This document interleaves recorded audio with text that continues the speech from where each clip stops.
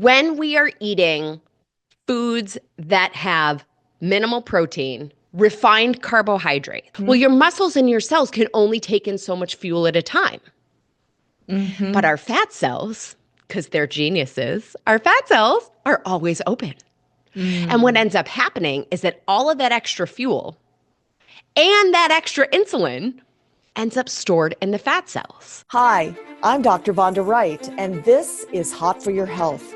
Join us for conversations on the bleeding edge of science, health, and culture as we bring you tech innovators, thought leaders, and the movers and shakers who are transforming science fiction into your new health reality. Hi, everybody. It's Dr. Vonda Wright, and welcome back to Hot for Your Health.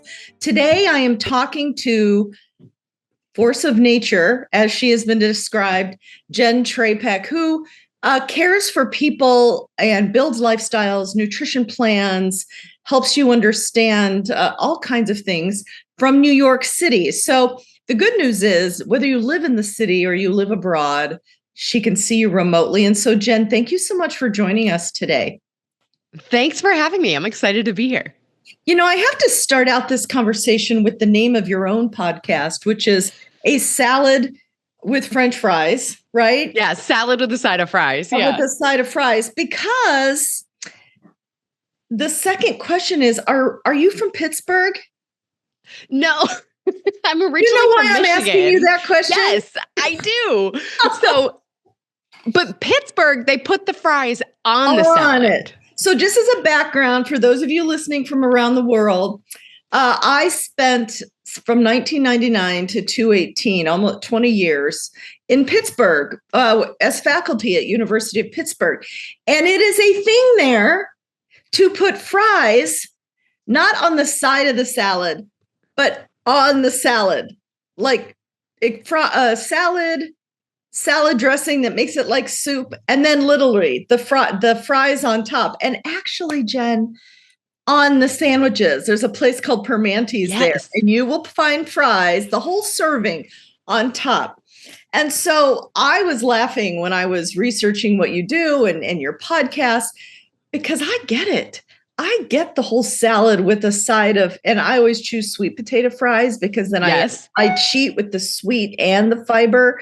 But anyway, I had to ask that question. Now, how did that come about? Yeah, well, it was my go-to order always, right? It's the healthful choice with a little bit of something indulgent and maybe a little naughty, but it's all balance.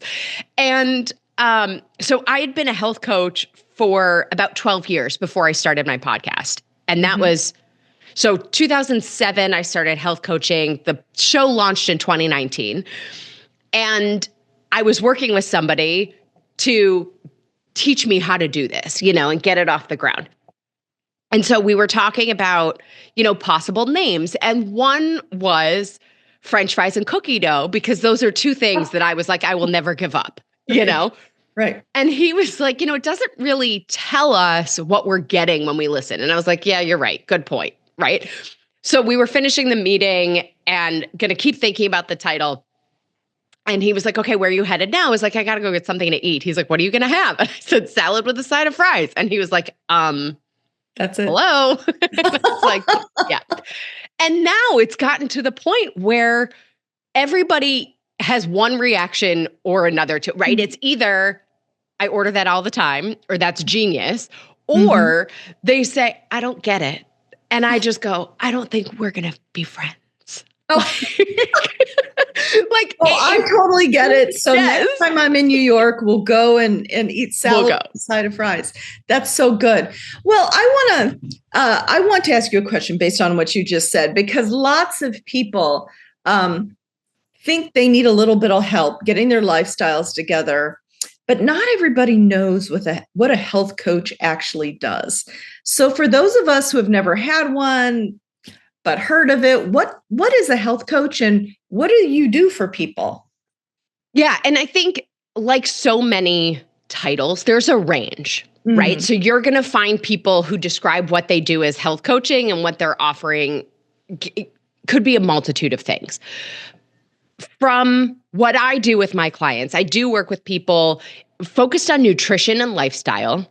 I say, I'm not a personal trainer. I know more than the average bear on the training front, but I'm not a trainer. We'll talk about, the movement and fitness component. But really, I work with menu plans. I'm not writing a menu. If you need me to know what you're going to eat next week, I'm not doing you any favors. So my objective when working with someone is to help them identify the patterns and the things that they already know, but either brush away or don't think about, right? And therefore, I sort of describe it, I work with people for 12 weeks, right? There are other coaches who will work with people, till the end of time or 6 months or a year or whatever. I do 12 weeks. And I describe it as helping you build the tool belt so that you can go live the rest of your life. Nice. I love that. You're not trying to build dependency. Right. And it's really because I think the biggest things that made the difference for me, I sort of describe it as learning the nutrition education we're all supposed to know, but no one ever taught us. Yeah. Our physicians weren't taught it, right? And what we did learn, like I grew up in the 80s and 90s, it was the food pyramid and then every fad diet under the sun, right? And so all of that was based on economics, not nutrition or biology. And a lot of the fad diets were a function of like one study and people just jumped into it. Like I'm thinking of the low fat, no fat, right? Yeah. Like that fat creates cholesterol, all that's like, and so here we are, like, of course we ended up in this place of metabolic dysfunction. Yeah. How could any other outcome be expected given the information that we had? And so one piece of what we do is I call it, right, that nutrition education. And then on the other side of it, it's also we all know what to do, right? We all know cucumber over Twix. Duh, right? But how do we make the cucumber the appealing choice? And then how do we have the Twix and have it not impact us the same way it does right now? Well, I know half of the people out there are going, they're sticking out their tongues like, how can we have the cucumber and like it? And you're like, well, leave it in the drawer. Don't have it at all. Right. Yeah. Right. Yeah. Yeah. I get that. But I also get your point because I believe that, and tell me how you feel about this, when we eat in such an austere way, meaning I will never in my life have a Twix. Yeah. I find that in myself and in the people I serve, it's all we think about. Yes. It becomes an obsession almost. Like, why can't I Absolutely. have? What can't I have? So let's take two real life examples from advice I give all the time, and let's parse it out. Like, for instance, I am very I take care of, as you know, mainly 35 to 65-year-old smart, savvy midlife women, and they must eat protein. Yes. I find that most women eat less than 1,000 calories a day and get in less than 60 grams of protein because they're eating one meal in the middle, if that's what they're eating, or they say, I pick all day. So we're never going to achieve our goals if we don't feed ourselves. So how would you approach this very common woman who needs A, to feed herself, and B, to do it with enough protein? Yes. Okay. So one of the things is, I'm trying to decide where to go first. Fundamentally, whether we are burning fat or storing fat, right, which connects to our metabolic health, which connects to whole health and longevity, right? So regardless of whether we have a weight management goal or not, this is about health, right? Think of our metabolism like a conveyor belt, right? So my favorite example do you remember the old I Love Lucy episode when Lucy and Ethel are in the candy? Oh, where she's eating on the conveyor belt all the chocolate. Is that what you're talking about? Yes, exactly. So when we choose high glycemic things. Mm-hmm. What does that mean? Define that for the people who don't. So when we are eating foods that have minimal protein, minimal fiber, refined carbohydrates, right? Bread, pasta, baked goods, chips, cookies, candy, right? We know those things. Yeah. But it also looks like sitting down at the restaurant and starting with the bread basket, even though we ordered, right? Exactly. So here's what happens. It's like flipping the switch on that conveyor belt, speeding it up. Lucy and Ethel can't keep up. They shove everything everywhere. Your body does the same thing. That conveyor belt is your body producing insulin to carry all of your muscles to be used. Well, your muscles and your cells can only take in so much fuel at a time.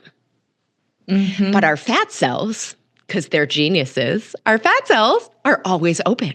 And what ends up happening is that all of that extra fuel and that extra insulin ends up stored in the fat cells. So our reaction to that, because all of us that are, 35 to 65 and then some, right? We grew up and we learned about all this stuff in Eat Less, Move More. And so we're afraid, right, of ending up in that situation. So our reaction is to eat less. Same kind of concept with the conveyor belt, but I think a better example on this one is like grocery store checkout, but like back in the day, grocery store checkout where there was somebody ringing things up and somebody bagging it, right? When you put one thing on that conveyor belt, the conveyor belt goes to the cashier and then it stops. The cashier will ring it up and send that item to the person bagging the groceries. They'll put it in the bag, but they're not giving you the bag. They are standing there waiting for the next things to come. Because why would they give you a bag with one thing in it, right? It's kind of the same thing. When we aren't fueling, whether that means not eating all day and then having one meal, right? We end up with both experiences of the conveyor belt. Or we're not eating all day, and then even if we go to the restaurant, skip the bread basket, order that thing that's like if textbook existed, like a textbook steamed fish and vegetables, right? Without your body taking it up. Right. Yeah, exactly. Yeah. Your body says, wait a minute. I haven't gotten anything to fuel all of the things that I need to do in a day. That happens in a time of famine. And our body is an absolute miracle. Its job is to survive above all. And so in that survival, it says the next thing I get, I will hold on to because you will not kill me. And it doesn't know that we have a refrigerator full of food that we're choosing not to eat. So we eat that one thing and our body holds on to it in an effort to survive because it thinks it's a time of famine. Yes. So we actually have to physically eat enough to support the body burning fuel and removing fat, improving our metabolism. Muscle dictates metabolism. The building blocks of muscle are amino acids and protein. So whether you want that to come from plant sources or animal sources is up to you. The thing that I say to everybody is that, if we're choosing plant sources, we need a greater level of commitment in understanding the amino acid profile so that we're getting everything we need.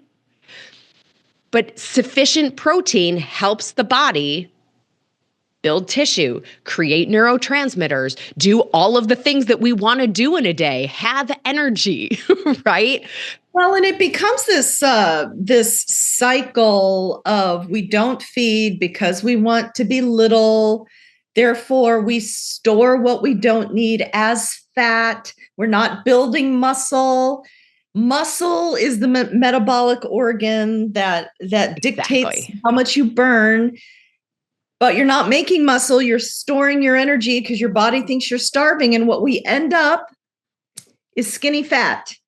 Yes. So, with that, right, I think the thing that's critical for people to understand is that when we're not eating enough because we're following a plan that has told us whatever, right?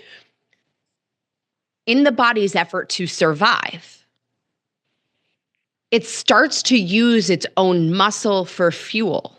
And so all of those times when we have gained and lost, right, we end up losing, in air quotes, we lose the weight as muscle, water, and bone.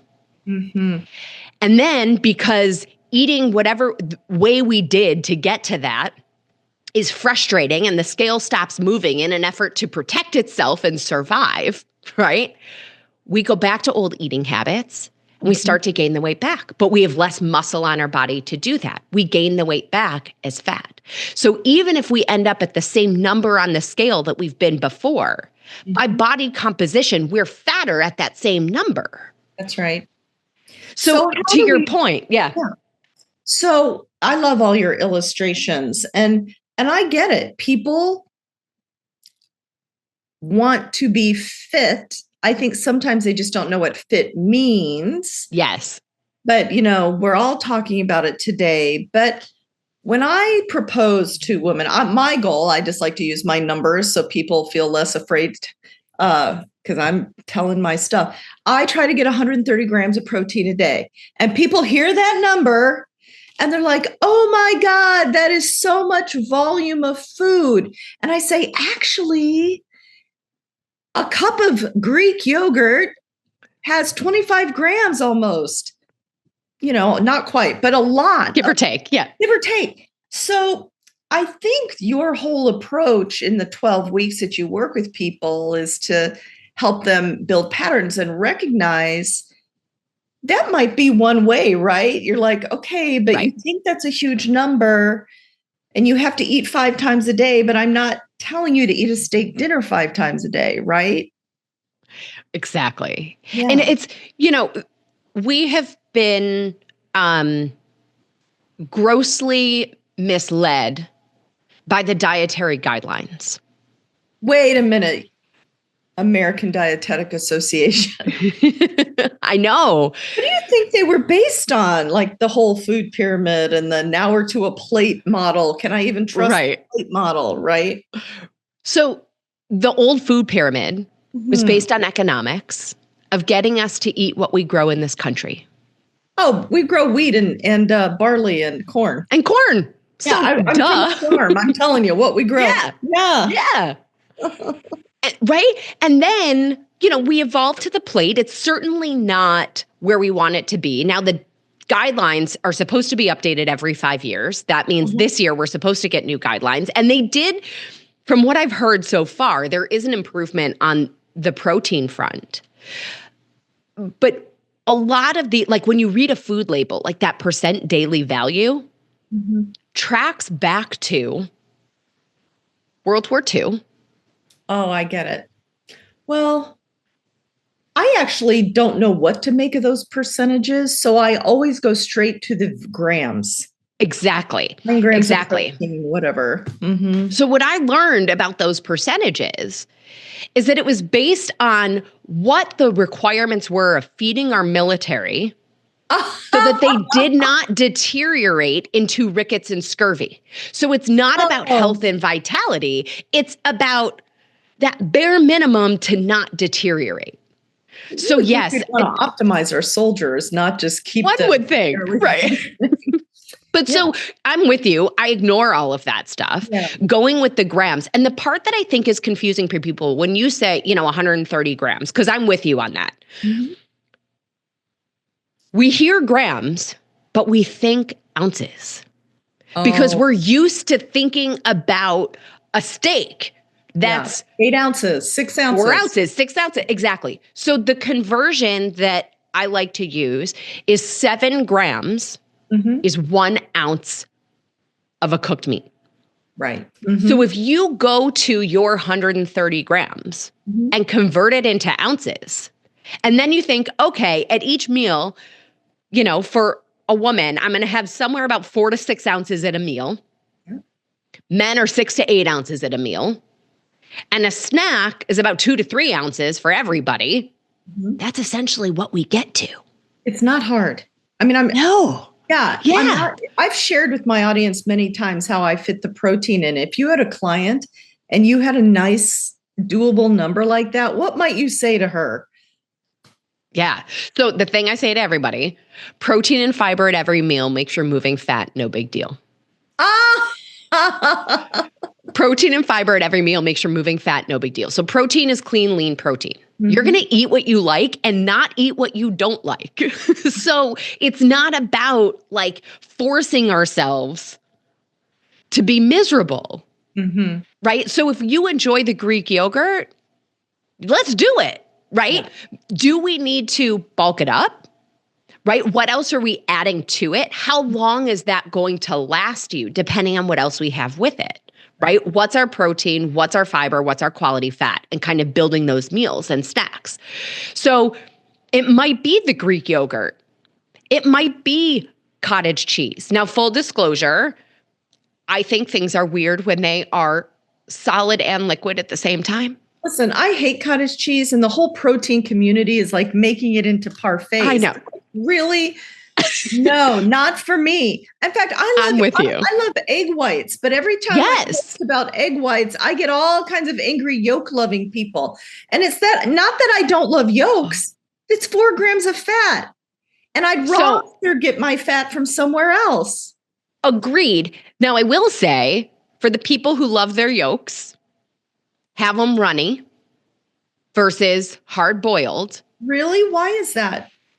Because think about a fat that is a liquid is unsaturated. Oh. A fat that's a solid is saturated. Now listen. So we take a fat and when we hard boil it, we turn it into a saturated fat that hits the body a little bit differently. Mm-hmm. And have a yolk or two, and then eat the rest in the egg whites. Yes. Well, you know what? Isn't that funny? I always think of saturated fats at cold temperatures, right? I don't think of them becoming saturated boiling, for instance. That's very interesting. You know, and at room temperature, I'm with you, right? Room temperature, like the marbling in a steak doesn't melt if you leave it out on the counter. Yeah. Right? Got it. Oh, I got it. At room temperature. Mm-hmm. But what's ending up in the body, right? We took this fat and turned it into this solid thing for our body to then deal with. With that said, eggs have gotten such a poor reputation with cholesterol. Let's just call a spade a spade. We didn't get to the cholesterol challenges over eggs or even fat, right? We got there because of sugar, which is potentially a whole other can of worms. Right. But so I'm also, to your point, like people with the cottage cheese, right, have jumped all in. Can we all agree that we feel better, our bodies respond better when we end up with variety, where we have a couple different go-to breakfasts that we rotate through and lunches and dinners versus this month or these 6 months, all we're eating are eggs. And then we go, I'm so sick of eggs. What else is there to eat? Right. So back to your question of this repertoire of things for our protein, I'm a big fan of nutritional yeast. People overlook it. Nutritional yeast is a couple tablespoons for like an ounce or 2 of protein. And for a lot of people where dairy doesn't agree with them, I enjoy dairy. Dairy does not like me. Oh. We have this fight often, right? Nutritional yeast can give you that sort of cheesy flavor and just throw it on a salad, throw it onto eggs. You could add it to your Greek yogurt and make a savory dip for vegetables versus adding, nuts and fruit and making it more of a sweeter thing.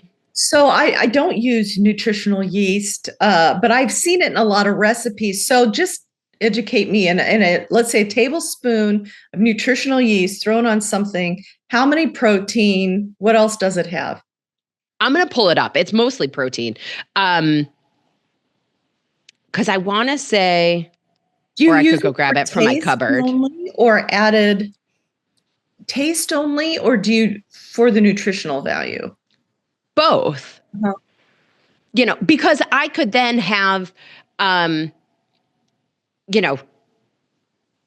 2 eggs. Because one of the things when I talk about eggs, people say it's so much. It's too much food for me. I can't eat that much. No, 2 eggs is a snack. But if if you were going to do egg whites is a substitute. Yeah, exactly. Right. But so they'll say, oh, it's too much. I can't have it all. It's like I can't have that much food. Okay, do 3 eggs and add the nutritional yeast. Oh, and for your extra ounce of protein. High density, less volume, right. Which is what people are looking for, actually. Exactly. So it's 2 tablespoons is a serving, 2 grams of fiber, and 5 grams of protein. Okay, so it's a little it's topping off. Exactly. Protein you're having, 5 grams. So if I add 2 tablespoons to the Greek yogurt, right? If I add 2 tablespoons to my eggs, now we're getting to a place where it's like I have a little bit different flavor. It's not adding a ton of like bulk to what I'm eating where I feel overly stuffed. You can throw it on top of a salad and add a little bit more. And the reason why I like it is because it is a plant-based option for people who are all going, I can't eat chicken anymore. I can't eat another piece of turkey or whatever. I don't like fish or I don't that. And the other thing I think too is red meat has gotten such a poor reputation. And I believe it's about the quality of the red meat, not so much about the meat, that it's meat, right? Yeah. So if we're having organic grass-fed steak, enjoy, right? And if you're anywhere remotely near the country, like not everybody lives in the city, or in the city, you have butchers who do this. We used to buy an entire quarter of a beef from a farmer. Yeah. Or a half a cow. People have never heard of it. They're like, you did what? Yeah, you go, you get your own half. They cut it up any way you want. And then you know where it comes from, what the source is. It's all in a big freezer somewhere. And frankly, it's sometimes cheaper than store-bought, and it's not injected with a lot of crap. So those of you out there, start Googling around. I can give you references to friends of mine that have these farms, but it's a great way to really source and know where food comes from. And sometimes it's less expensive. But let's take a surprising fun fact on that, by the way. Costco's organic beef is grass-fed. Really, Costco? It doesn't say it. Like I did an episode that was like healthier finds at Costco. And so I had to do a little bit of sleuthing because it didn't say, in detail, but, did some reading, sure enough, because a lot of those labels end up costing a lot of money. So, and so, yeah. Well, they should advertise that. People would go for that. Absolutely. Absolutely. Well, let's take another example. I am on a war path, Jen, this year, 2025. I'm on a war path about osteopenia because I'm a bone doctor and pre-diabetes. Because listen, when I have people come into my office, I always read their labs. And they're fasting blood sugar. People, when you go get labs, you have to fast overnight. That first blood sugar, sometimes it's 100, 110, a little higher. Sometimes their A1C is creeping up to 6. And I say, has anyone ever told you about your blood sugar? And this is the reaction. Yeah. For those of you not watching on YouTube, I'm like blowing people off with my hand. Yeah. My doctor said I'm a little pre-diabetic. And I said, well, and in my mind, sirens are going off. Like every fire truck in New York City is going off right now in my mind. But they're like, yeah, my doctor said just to watch what I eat, blah, blah, blah. Well, I'm going to tell you people, if you are pre-diabetic with a fasting glucose of 110 and have casually been told you're pre-diabetic, watch what you eat. You have a 70 to 90% chance of diabetes in 10 years. It is not a casual issue. So Jenn, when you get somebody with a fasting glucose of 110, and we know that we can reverse pre-diabetes, what are you talking to people about in terms of their food content? Yes. So first of all, this is my bread and butter. Like cholesterol challenges, blood sugar challenges. This is the primary things that bring people to me. Mm-hmm. It's all the same thing. And that's, I think, the beauty of this is that we don't have to do different things for every health goal that we have. The whole body is connected. So fundamentally, what we are doing for one thing can support what we're doing for everything else. So protein, fiber, quality fat. The challenge that I have is that when the doctor says, watch your food, we interpret that as eat less. Yes. Which takes us to where we started this conversation of we know that eat less, move more is not the formula for metabolic health.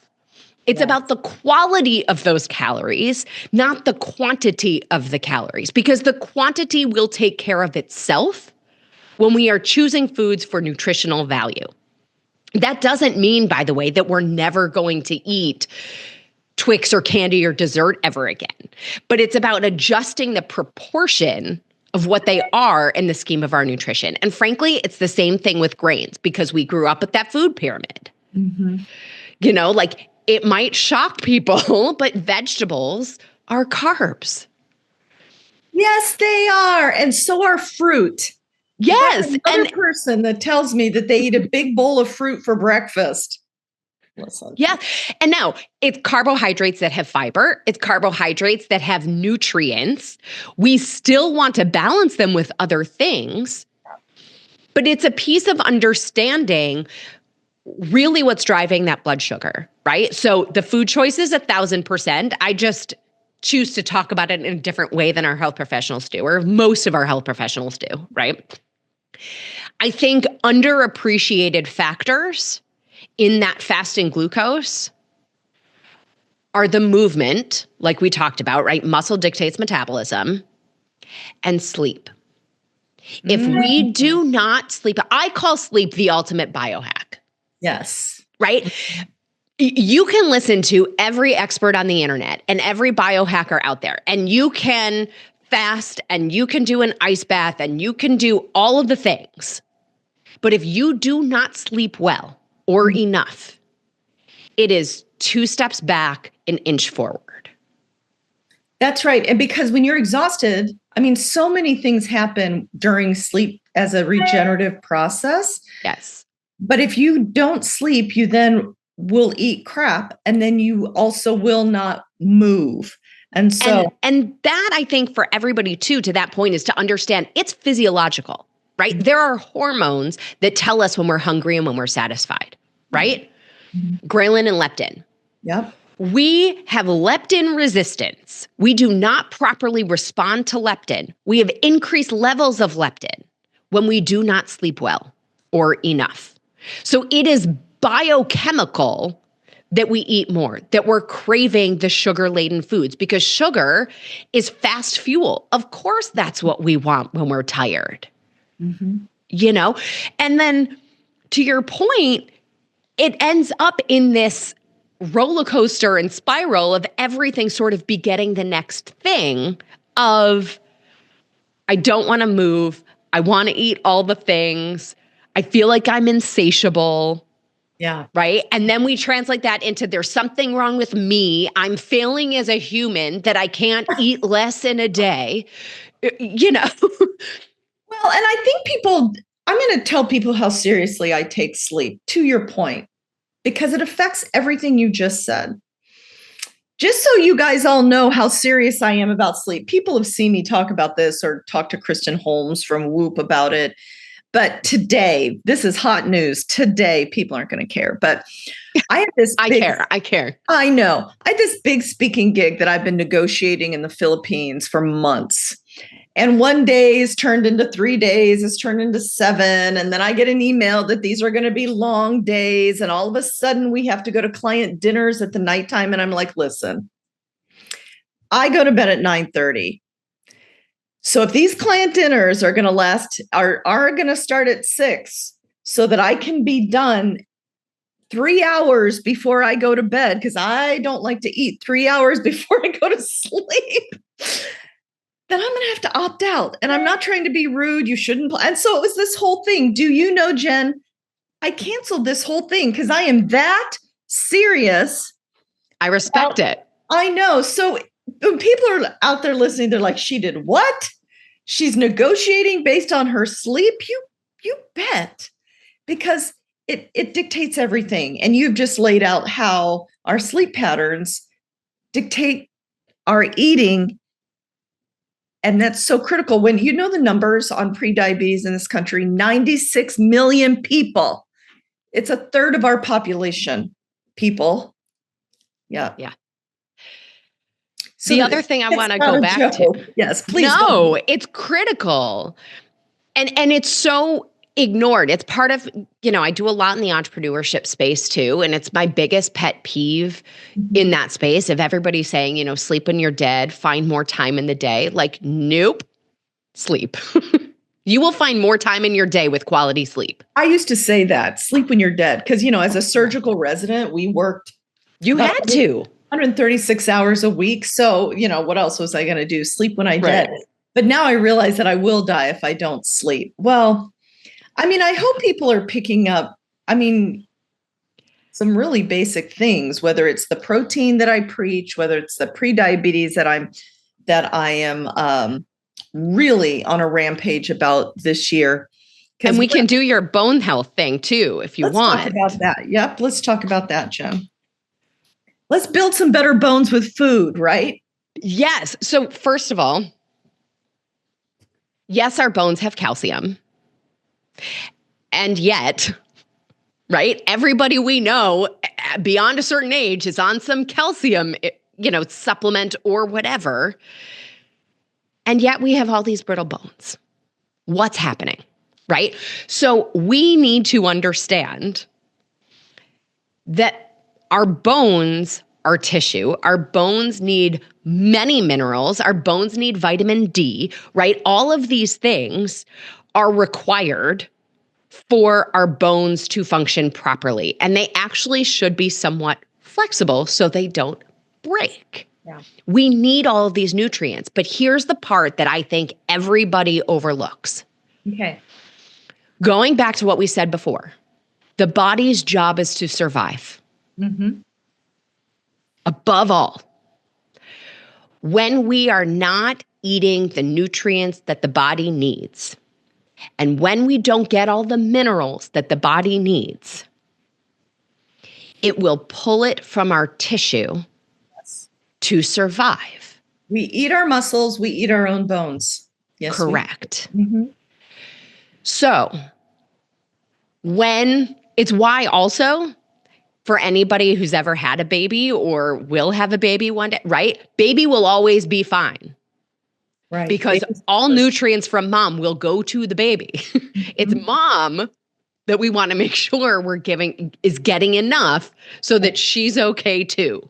Right? You know what? I don't love calcium supplements. Agreed. I want it from food. What do you think? Talk about that a little bit. Dark leafy greens. Like kale, spinach, not so much, right? Because it can. Even broccoli, collard Swiss greens, chard, collard greens. Right. And I'm also a big fan of variety. So it's the fact that we want to get nutrients from our food and calcium from our dark leafy greens doesn't mean that like you said, spinach is the only green that we're ever going to eat anymore. But have a variety of them, change it up, and give our body these nutrients. And it's also not just the calcium. We also need vitamin D. We also need vitamin C. We need a lot of these, like D is needed to help the calcium get into the bone and not just float around in our blood, right? We need magnesium. We need all of these other minerals. And so it's the variety that really helps us with that. And then the quality of our food. Because, I do a lot with supplementation in my practice because the quality of our food is just not what it once was. You know this as a farmer. Yeah. And the studies are out there. Like, you don't need a medical degree. You can do the Google searches to look at the nutritive value of vegetables today versus, even 30 years ago. So it means that we have to have this greater level of commitment to the quality of our food, if we're willing, or the quality of our supplementation in order to give our body all of the vitamins and minerals and nutrients that we need. So, we often don't think of our teeth and our bones, because teeth are bones, right, as part of this whole system, right? Like, and I see it a lot with my clients who are taking a lot of these weight loss medications, right? They're losing their hair, their nail health, all of these things, right? These are all signs of malnutrition. The bone one takes longer for us to see, but it's no less important.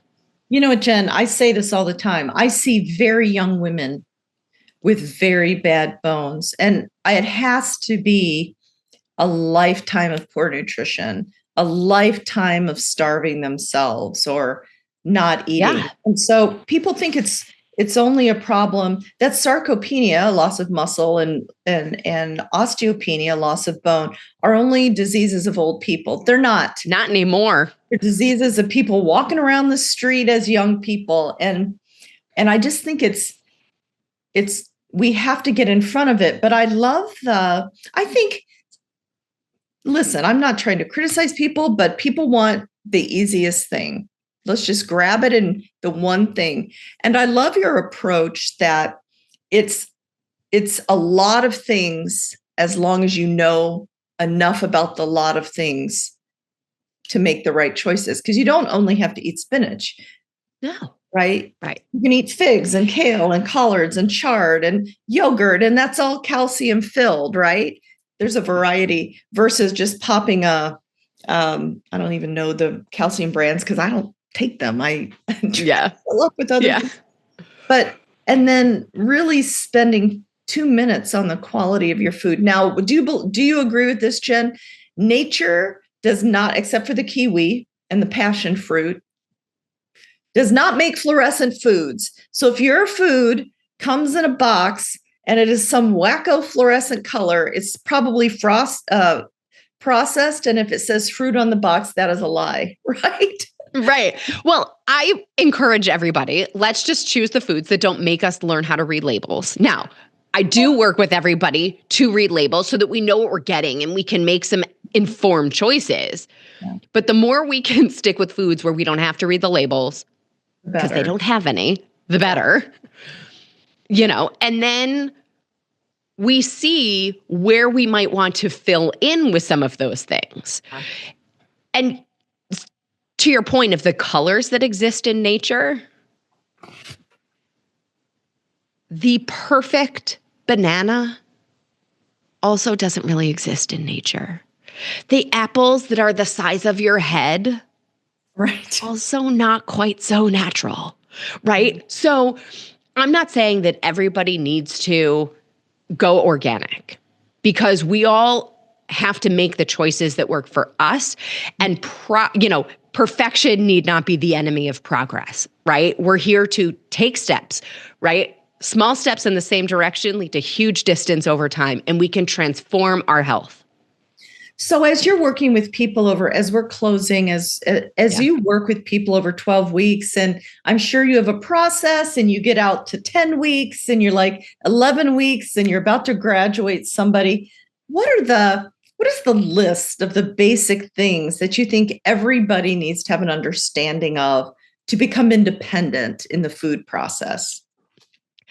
Yeah, I think it's protein, fiber, quality fat. And then tracking and understanding the language of the body and how the body is communicating with us. Cravings are the body communicating with us. Our energy is the body communicating with us, right? So it's learning to understand what's our body trying to tell us and how can we give it what it's asking for and then get out of the way, right?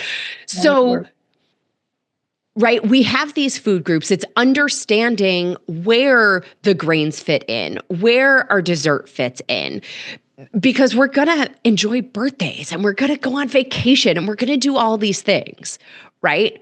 So it's kind of fitting all those pieces of the puzzle together. And I think a critical piece for longevity, for sticking with it, for really transforming your lifestyle is one, understanding this language of the body, and two, understanding that it's a process. So the choices we're willing to make today are different than the choices that we might be willing to make in 12 weeks or 6 months or a year. And maybe in the 12 weeks that we spent together or, the first few months of this year, you haven't been on a big vacation or you haven't had that holiday with that food that you think about all year and this is the one time you have it, right? Each time we have that holiday, each time we go on a vacation, we're looking for progress over the last holiday, progress over that holiday the last time. Not depriving ourselves and then thinking about, I don't know why this is popping into my head, but Thanksgiving and pumpkin pie, right? Like if you're going to end up thinking about the pumpkin pie till the end of time, like eat some pie. Give yourself some grace. Eat a little. Yeah. And understanding, like, if this is progress over last Thanksgiving, if this is progress over last Easter or last Passover, whatever it is, then it's a win. And we're working our way there. And so with all of that, it gives us the skills to keep going and evolving rather than saying on, off, good, bad, black, white. And you know what? Give yourself grace. Yeah. In an educated way. That's what you're saying. Yeah. Well, so Jenn Trepeck, thank you so much for spending 45 minutes. I hope during this time, everybody's been out walking or doing some zone 2. You will learn more about all these things on a salad with a side of fries, whether you put them on top or on the side, whether you're from Pittsburgh or not. Thank you so much for joining me today and taking the time. Thank you for having me. For everybody out there, wherever you're listening, Salad with a Side of Fries podcast and all social media, I am Jenn Trepeck, JennTrepeck. Please reach out. I love hearing from you. Thank you so much. Bye now. Thanks for joining us on Hot for Your Health, where we bring you conversations from the bleeding edge of science, health, and culture. You can find links from today's show and connect with me at drvondawright.com. Don't forget to subscribe and leave a review wherever you listen to podcasts. I'm Dr. Vonda Wright. See you next week.